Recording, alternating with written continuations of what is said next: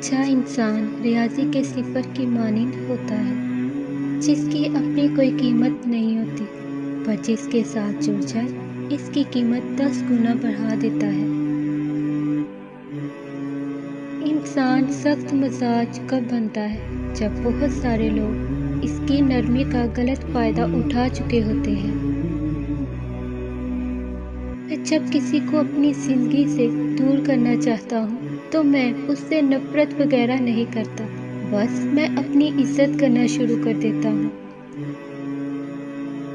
शुक्रिया उन लोगों का जिन्होंने मुझे छोड़ दिया। उन्होंने मुझे सिखाया कि कोई ताल्लुक हमेशा के लिए नहीं होता।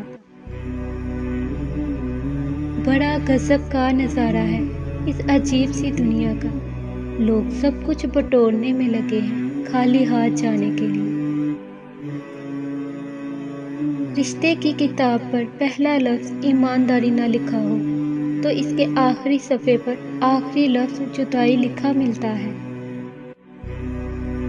उम्र का ताल्लुक सालों से नहीं होता।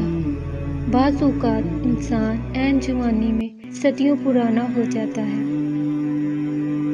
सारी उम्र कोई जीने की वजह नहीं पूछता, लेकिन मरने वाले दिन सब पूछते हैं कैसे मरा। खुद से ही हर बात का मतलब निकाल के बैठ जाना हमारे नफ्स की पसंदीदा लज्जत है।